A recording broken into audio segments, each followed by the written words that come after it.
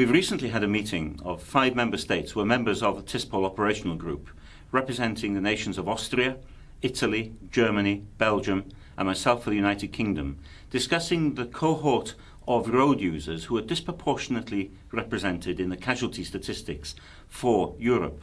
Now, we're looking at the trends, and we've identified, firstly, young drivers as common to the 5 nations, but the one we're focusing on initially is motorcyclists, those who use the powered two-wheelers.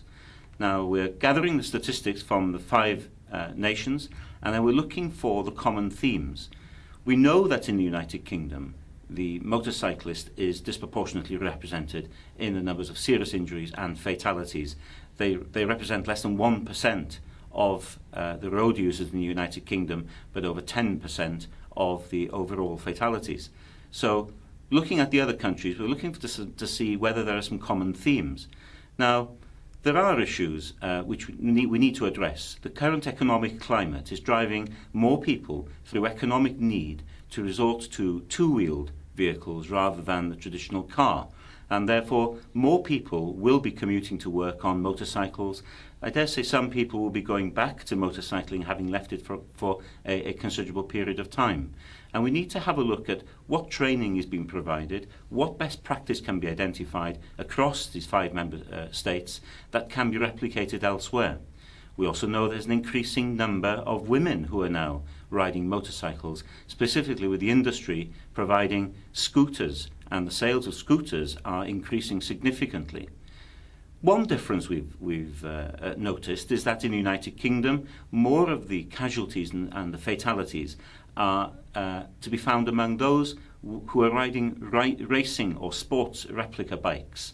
We in the UK have a higher percentage of replica sports bikes than any of the other European nations. I don't know why that is.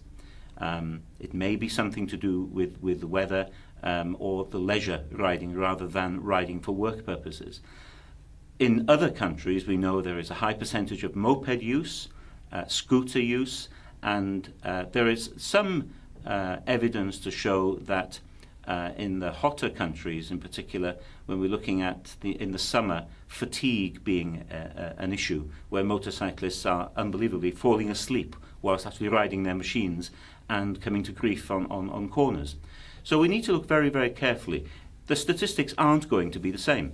They are high risk. They do represent a serious problem in all the nations. Some of the profiles are going to be different. We know that already.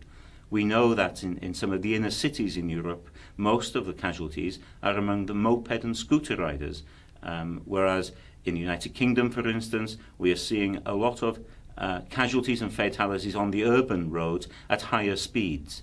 Fatigue is one issue that I think we're very conscious of when it comes to truck drivers and car drivers, but it isn't something that has had an awful lot of attention amongst the motorcycling fraternity.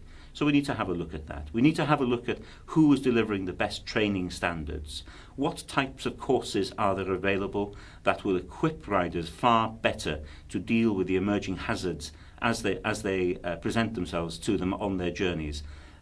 Are we doing more than simply teaching people the mechanical skills of riding the machine? Are we giving them sufficient training in hazard identification, risk avoidance or minimalisation?